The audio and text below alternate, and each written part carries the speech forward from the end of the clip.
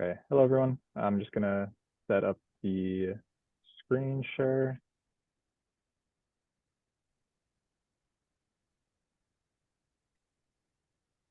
All right, can everyone see this? I just see, yeah, there we go. Okay, great. Perfect. So hi everyone, and welcome to the March 14th, 2024 meeting of the Winter Hill Urban Renewal Plan Civic Advisory Committee, or CAC. My name is Ben Demers. I'm an economic development planner with the Office of Strategic Planning and Community Development for the city, and I serve as staff for the Civic Advisory Committee. I'm going to start off by just promoting one more speaker. There we go. Okay. So just to review our agenda, we're going to start off with a quick roll call and approval of previous meeting summaries. And then we're going to shift into our main item for this evening, which is a development update and temporary use update regarding development at 299 Broadway. So we have the project team here from 299 Broadway to provide an update on project changes and a return to the Zoning Board of Appeals for the ZBA. We then have a quick update on site signage and temporary uses from the city's end. And then I'll give a quick note on CAC recruitment. We'll then shift it to CAC members to hear any updates regarding community perceptions of the project. And then we will have a public comment period and meeting adjournment. And I see that there is already a hand up from Adam Dash. Adam or Robert, do you know if he also wants to be promoted? Yes, I would promote him. That works on your end. Okay.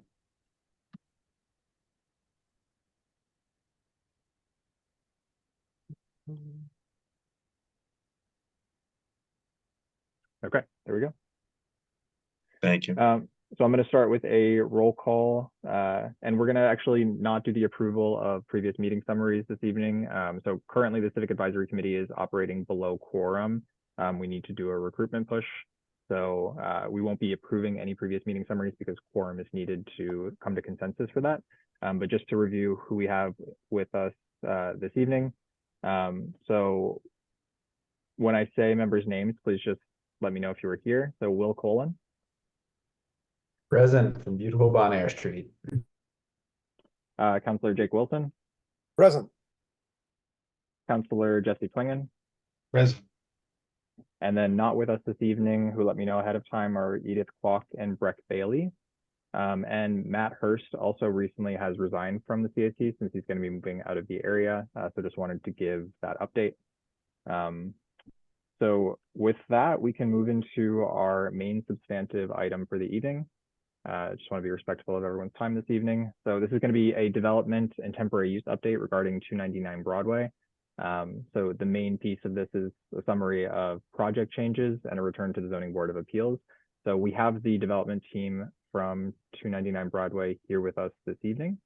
And just for any context for anyone who might be watching this after the fact, 299 Broadway makes up the majority of the space that is encapsulated by the Winter Hill Urban Renewal Plan. So the development on the site is really seen as helping achieve the goals of that plan. So I'm going to pass things over to the development team. Thanks, Ben. So Adam Benjamin, are you controlling the slides?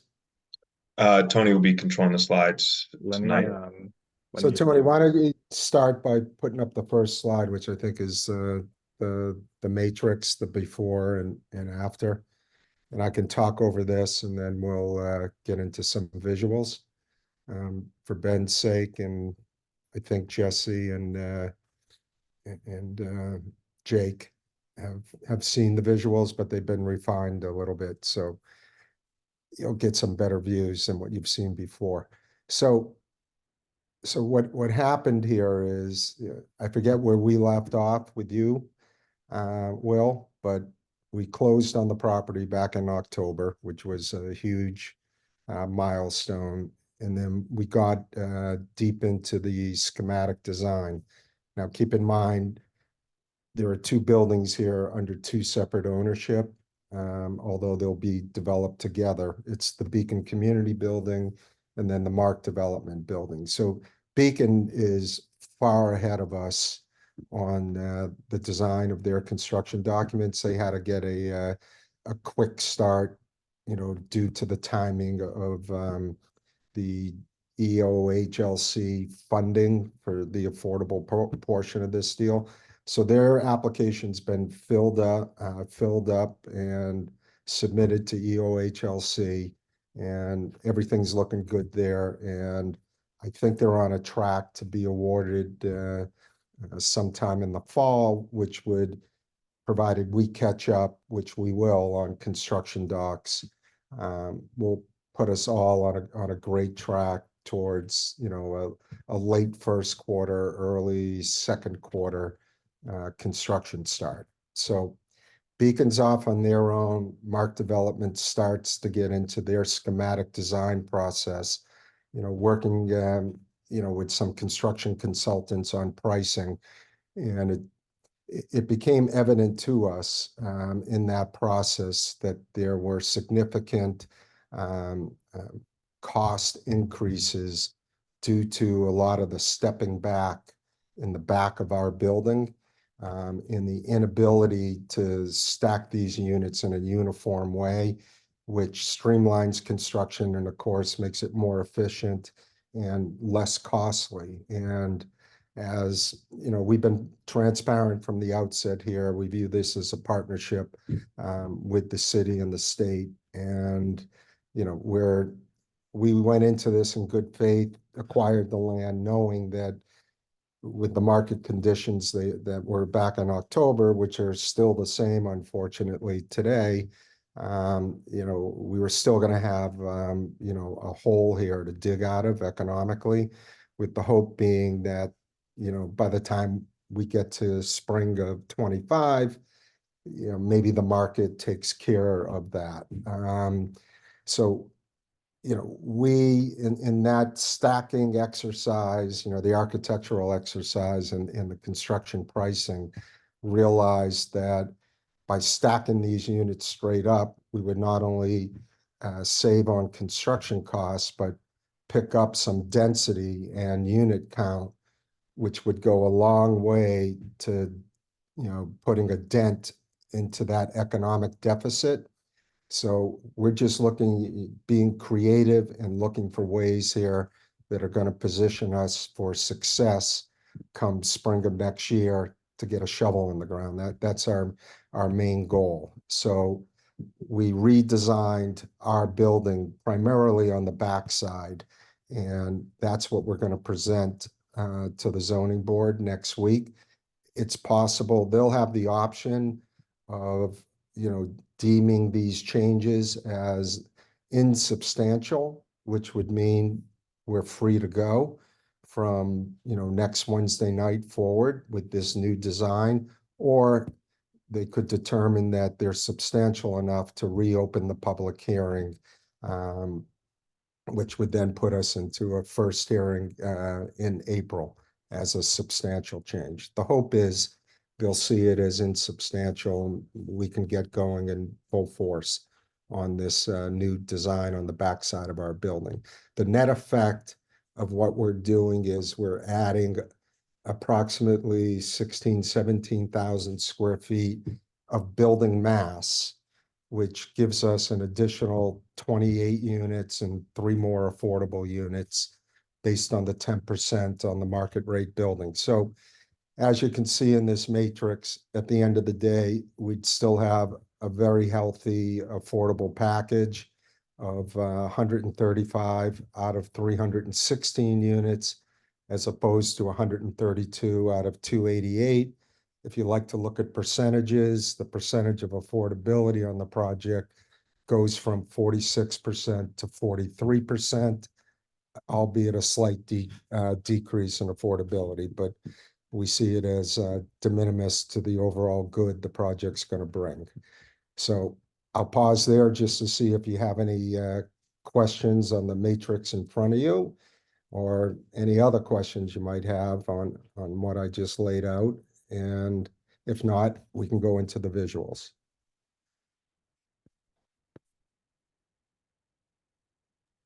Can you just give a quick reminder of what the ACE space is? Yeah, it's the, I forget what the ACE stands for, but it's art, what's, and creative Arts and creative enterprises. enterprise, yeah. it's a requirement of your zoning. Got it, thank you. Just through you, Mr. Chair.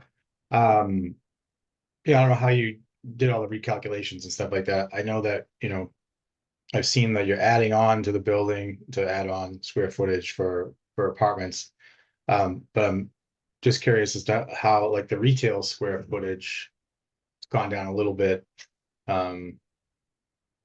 Yeah, well, it's 15 square feet, Jesse, and that, what happens is when you get into the details of design, I think I'd like to defer, a more precise answer to that to the architect who's here with us, Tony. Tony, you want to jump in and maybe explain what caused that slight reduction in retail? So, Robert started to talk about it, but as we got into, further schematic design, our wall assemblies start to change, and the thicknesses of materials change and start to kind of affect the actual space. So we're going to have these minor shifts and variations in that, which then leads to the 15 square feet that we see here. Okay, I have to ask just because, we're losing on some level, we're losing some in some ways. So it would have been nice to, see a gain in retail space, but like you said, it's 15 feet. I get it. Yeah, this change has nothing, retail obviously is on the first floor and its footprint. We have not touched the footprint of the building. The footprint hasn't increased, except for a very small area in the backside of the building. It's the same footprint. Where the increase happens is solely on the fourth and fifth floors of the building, which will be evident in the visuals that we have that we can show you. Community room goes up by 20. Is, I know it looks like a loss, but No, I did notice like Adam said, the community room did go up by some space. So I mean, there's some gain there, but I think with us, it's just the commercial tax base, is something that we're always kind of keeping an eye on into the future, versus the residential. okay, duly noted. It's just how things kind of shaped out here in the end. I don't know. We can take a look after the fact here. No, it's not a big deal. Up if it's important to you. No, it's not. All right. I'm all set. Thanks. Okay. Any other questions before we get into the visuals? You good, Will? I just have one question. So I'm happy to see the number of affordable units increased. I guess I'm just curious as to, like, of course things do change over the course of turning this from an idea into a reality. I'm curious as to whether you see those numbers changing up or down at other points in the process. Just want to make sure, I think at the beginning of this process, it was a 50-50 affordable, then it changed to 46, then it changed to 43. Still appreciating that is a major increase in affordable housing in the community, but Yeah. I guess my question is, like, do you see that continuing to drop? Well, a couple of things. First, on the percentage of units, in fairness, this has sort of been the problem in articulating the affordability in this project from the outset. There are two ways to look at it. One is based on unit count, which is what we've been doing, because people can just follow unit count better. But if you did it by actual square footage, I forget the exact number, it will be higher. And the reason for that is we decided there's a much bigger need for larger units, 2s and 3s on the affordable side, okay? So we sacrificed in the market rate building a lot of 2s and 3s and allowed Beacon to take the lion's share of the larger units on the affordable side. So the affordable units, the average size of them are substantially probably 30% larger than the market rate units. So that kind of skews the unit count because they're smaller units on the market rate side, but you are getting a huge benefit in the affordable units being the larger ones, 2s and 3s. And without getting into, kind of teasing you and whatnot, in terms of affordability, there is a scenario, and we actually wanted to propose it this way, but there were timing problems relating to it. But there is a possibility that we're working on some, call it creative financing with mass housing, and fortuitously, to the affordability cause, you only qualify for this financing if we're at 20% affordability.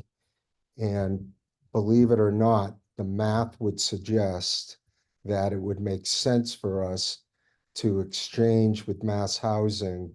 Hey, we're going to give you that extra 10% affordability on the market rate building.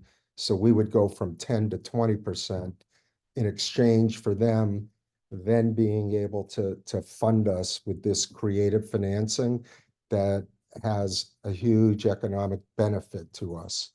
So don't be surprised. And the reason why we can't offer that now is this financing portions of this package are in the bond legislation, the housing bond bill that's going through the House and Senate now, that will be voted on, by the end of July. If it passes, it's very likely we would come back and say to you guys, is it okay if we add another 10% affordability? And I'm sure everybody would love that, but we couldn't do that up front because it would be a lot harder if the provisions of the bond bill that we need to pass did not pass. Coming back and saying, oh, we got to take 10% back is a lot harder than, giving an extra 10% later. So the answer, that's a long-winded way of telling you that there is a likelihood, yes, again, the affordability could change, but for the good. We'll be adding affordable units. We won't be subtracting. I can assure you of that. Great. Yeah, thank you for the transparency. That's great to hear. Don't spread that rumor around because I don't want a lot of people getting disappointed if the bond bill doesn't get passed. Well, it won't be me. It's the meeting being recorded. All right. Oh yeah, I forgot about that. Well, whatever. Cat's out of the bag. We've been honest throughout, so I might as well share some honest good news, right? Yeah. That might be coming down the road. Thank you again. You're welcome. All right. So if there are no further questions, let's hit some of these visuals. All right, so this is what got approved, and we're going to flick to the next slide. Shows you the change. So as you can see, it's all on the back side of the building. So I'll pause here for a second, Adam Benjamin, and I want to say first and foremost, we did an extensive outreach to all the direct abutters, just making sure everybody has an opportunity to know what's being proposed and, share any comments that they might have. We knocked on all doors. We're having a hard time getting people's attention. We ended up sending out certified letters just for the record to every single one of the direct abutters. We got 3 responses and had 3 very productive conversations with the 3 that responded. One of them, everybody knows, is Stephen Moore, who is probably not to your surprise, very supportive of this change. The more housing, the better is Steve's attitude. The other 2 abutters, which are both on Grant Street, who are also impacted, as well as the Sewell Street side. The Grant Street abutters, we're hoping to get emails of support from them at a minimum. If not, they might show up next week and speak, but I can represent to you that the general feedback from them was very positive, and it was like, please, when can we get something built? What's there now just isn't acceptable. And they did not have a problem with this change. Everyone else has just been non-responsive. We've done the best we could to, reach out to them. All right, so that gives you one set of visuals. Let's keep going through this. All right, so this is on the back side from what is going to be called Sewell Park. This is what got approved. Flick the switch. And what I think is interesting about this visual, and maybe I'm too biased to opine here, I actually like this better than the one before. And the reason is, fortuitously here, the topography, the natural topography, slopes down from Temple to Grant in a pretty severe way. So the previous iteration, if you go back at them, it's almost like the other building dwarfs what we got approved from back here. I actually think the two buildings from certain vantage points has a much better scale to it. They play to one another a lot better than the previous iteration. And again, that's as unbiased a spin as I can put on this, given my position. But I do believe that. I was quite pleased when I saw these. Let's keep going. All right, this is another one from Sewell Street. This is, I believe, from the lot that's going to become affordable housing that we're deeding off to the city. So this shows you, the difference in scale between the two versions. It's a noticeable difference. We're not hiding that. It's a decision we all have to make, right? As a team, a partnership. Is this something everybody can get behind to help the cause here financially? Next slide. Is that it? Is that all we? That's all we have. Yep. All right. It's very abbreviated from what we're going to show next week, Will. And be happy to ship you if you can't make it next week, we can ship you over the package that we present after. We're still working on it. So that's what we have for you tonight in terms of the design update and next week's hearing at ZBA. Thoughts, anyone? Further questions? Anybody see issues? Always open to hearing others' opinions. Okay, I'll take that as a good sign. What do you want to talk about next? I was just going to say, I think this could be also a good moment. We do have two members of the public here with us. Given that this is the most substantive item, I think we maybe could push forward the public comment period if anybody wants to comment directly on this presentation. So we can just give, 30 seconds to see if anyone raises their hand.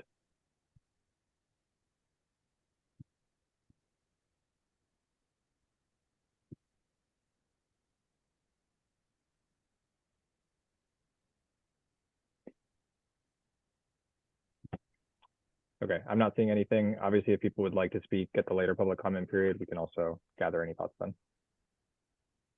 All right. You want to cover those other items too, Ben? Yeah, I think for your time though, that was the main update that your team was planning to give. The other items I'm happy to cover. They're mostly from the city side. All right. So are we dismissed? Is that your way of saying we can leave now? Yeah, right. Thank you. Thank you for coming this evening.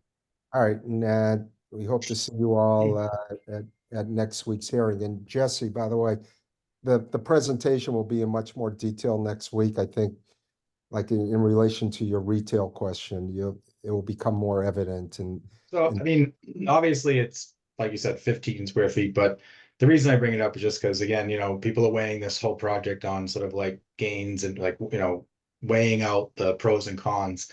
And so just to see any numbers, go down is, could I just want to make sure that I'm asking the question because I know that that's how sort of the public's, views this type of stuff. But otherwise, I mean, yeah, as far as the changes go, I mean, I know that we had been briefed before, Jake and I.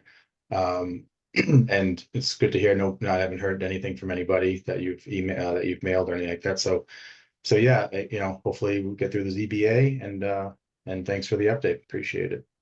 Terrific. Appreciate the time, everyone, and we'll be talking soon. Take care. Have a good night. Thank you. Thank you. I know.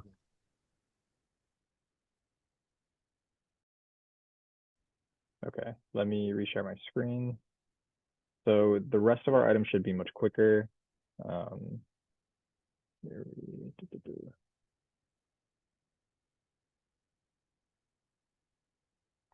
Okay, can everyone see this again? Great.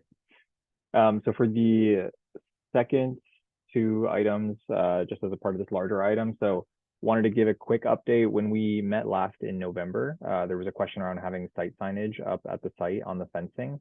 So I did just want to give a visual that the project team did add a visual which has a QR code that brings people to more information on the website. I'm not sure if anyone's walked by the site and noticed this. So mostly just wanted to note that they had responded to that comment from the previous meeting. And then in terms of temporary uses, so we had also spoken last time about the hope of using a portion of the site. There had been considerations of using a portion of the site with DPW to do snow storage over the winter. That has obviously not been needed. And then there had also been some discussion about potentially using the space for the warming center, which ultimately ended up located at the Armory, given some of the site constraints in the building in the old Walgreens location that they were considering for that use. But because the project timeline has been pushed back slightly because of the return to the ZBA, I did just want to note that staff are currently discussing other possible options to use a portion of the site during the summer months. Likely for some sort of DPW storage, but potentially for other uses that departments have. So we will update CAC members as any of those temporary uses are worked out. Are there any thoughts or comments on either of those two items? Yeah, just it's a little disappointed we didn't get any snow, so we don't have to wait for any huge piles to melt. So it'd be great if we were actually looking to kicking off the spring and summer with some activation there. I mean, to hear more DPW stuff is I think we really need to bring some life to the area. So that's just my 2 cents. I would really like to see some things happening up there, or I mean, I don't know if we can sublease it to have some food trucks or something. I'm not sure how any of that would work, but I just think that getting people into the space would be really cool. So I hope there's a really robust effort to try to make something positive happen up there sooner than later. Yeah, I don't know that in this forum we have spoken a lot about that sort of temporary activation, which we definitely can do.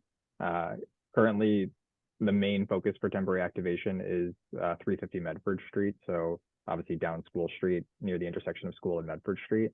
The city is going to be partnering with a design and placemaking firm to do some temporary activation at that site. So that has been more of the focus of those efforts that economic development, the department that I'm in, are also leading.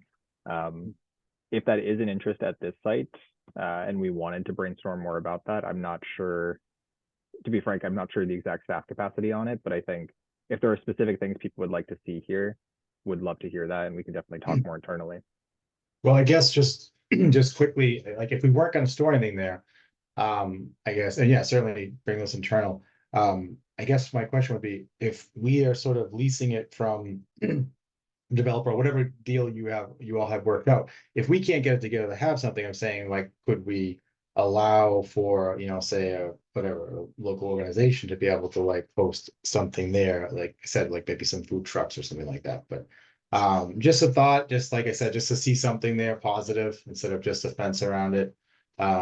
If that's, I know that with government, there's really no cutting corners like that, but sometimes I think things can be done, if we have the will and we take a chance and do something fun.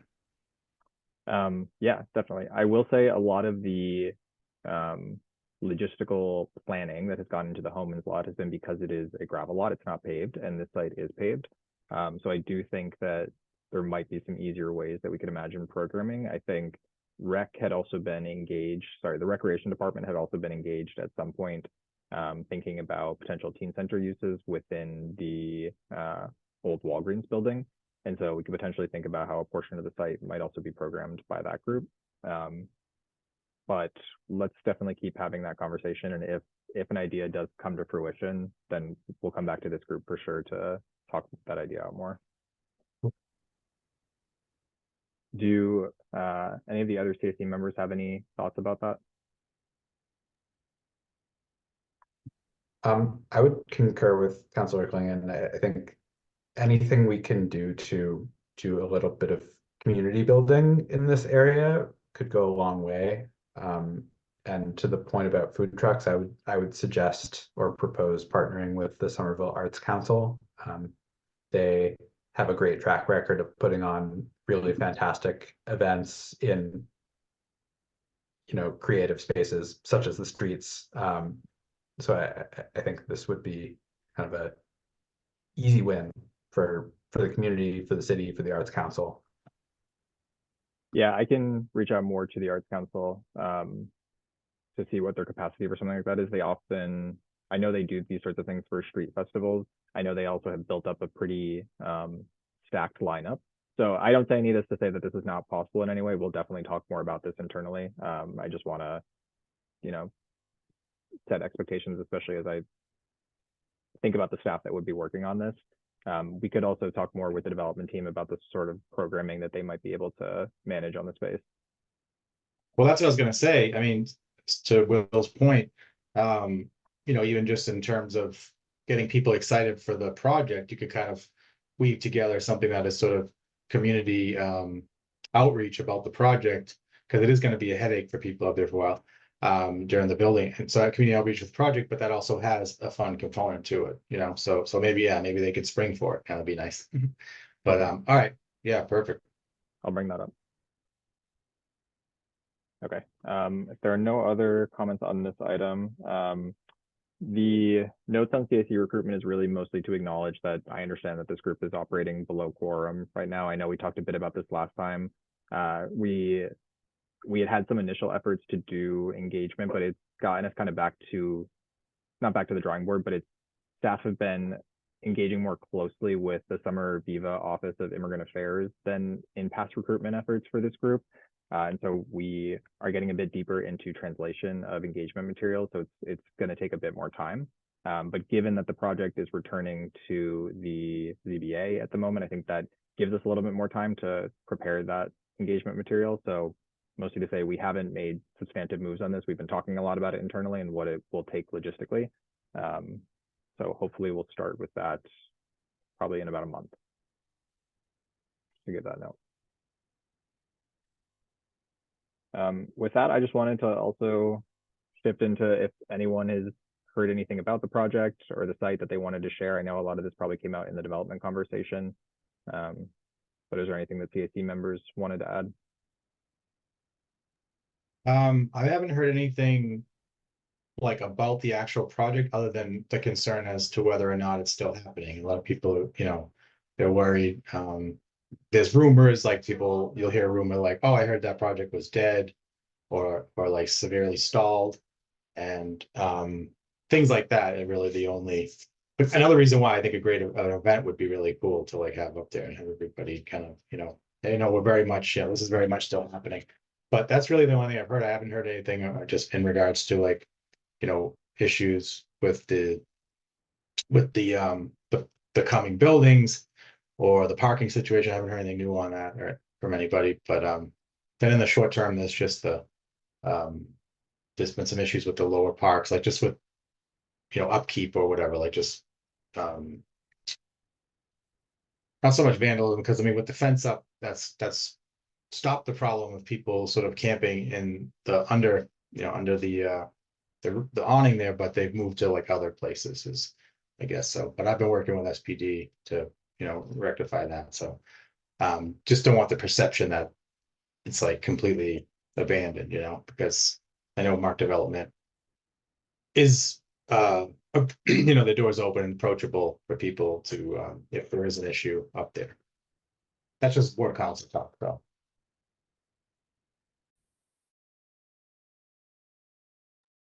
No, I appreciate it. Will or Jake, do you have anything else you'd want to add that you've heard? Also, no problem if not. I think sort of exactly the same, like people just wondering when it is happening, if it is happening, because there's been sort of a lull in activity. And to echo what Robert said earlier, the more housing, the better. Definitely. Two things I heard.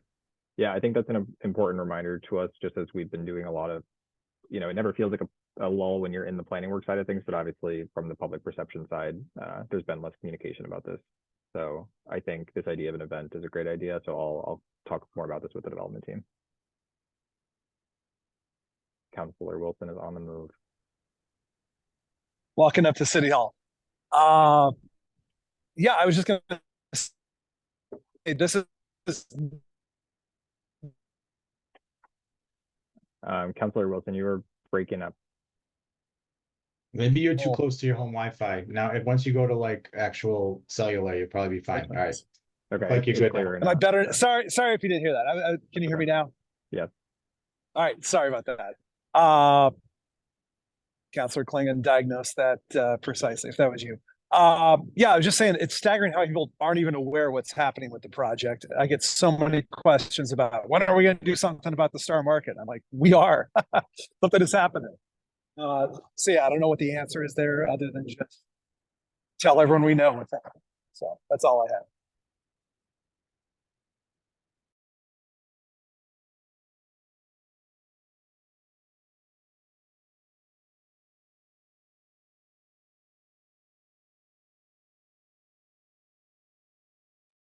All right, thank you, Will. Okay, if there are no other updates, then I think we can shift into the public comment period. So again, we have 2 members of the public who are here with us this evening. I'm going to give about 30 to 60 seconds if, okay, I do see a hand up. So Mary Mangan, I'm going to unmute you. Yay. Hi there. I just have a couple of thoughts on public use of the space. Just because there are things that we've talked about in the past at Winter Hill, community events, community meetings. We've talked about doing things like a Tai Chi, like maybe they could pay for a Tai Chi for through the summer, you know, and that's a nice fitness thing that would draw people of all ages and fitness levels. You know, that could be done in the lot there. We used to talk a lot about like a bocce tournament. Like you could have a lot of the locals have a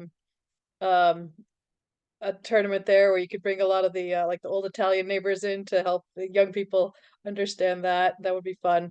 And like a temporary mini golf thing, you know, something like that to do, you know, activities there. But you could also have the signage around so people could understand what's coming. You could have conversations with people about that it's still underway, but there'd be, you know, things going on there periodically. So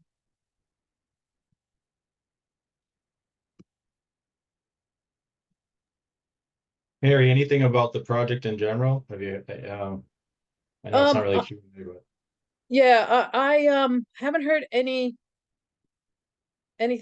either good or bad about it. Everyone, as far as I know, everyone thought it was still underway and was pleased with the direction of it.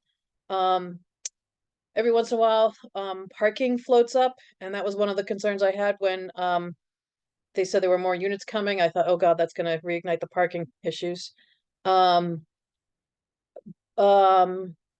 Otherwise, otherwise I would just trust even more on the changes that are underway because he's got an architectural background and he's in a butter. So I would just be most attentive to what he has to say about it. And if he's in support of that, that sounds promising. So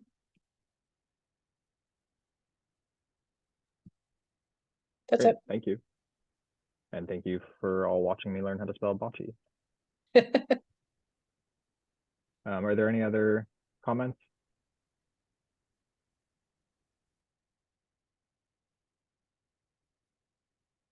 Okay, I'm not seeing the other hand raised. So that is the last item that we have on the agenda this evening. Are there any other final comments from CAC members? No, just well, yeah, I guess one comment or question is, so when we start to really do a recruitment push, I always like to just remember sort of what the buckets are, like what the, the criteria of what we have open, like that we're filling. Yeah.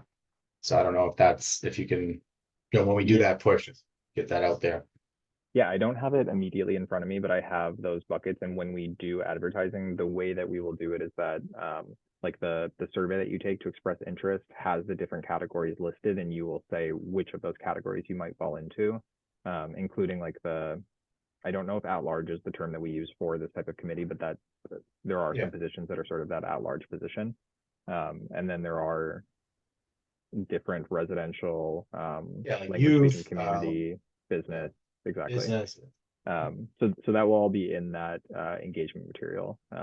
We have a lot of the material in English currently. It's kind of figuring out the best way for translation, and obviously the city does this in other contexts. It's just partially we haven't done it for a CAC process, so it's a little bit of a staff learning curve, but hoping to get that together soon. I'm also, if you want to see any of those categories ahead of time, I'm happy to send things directly to CAC members. So let me know.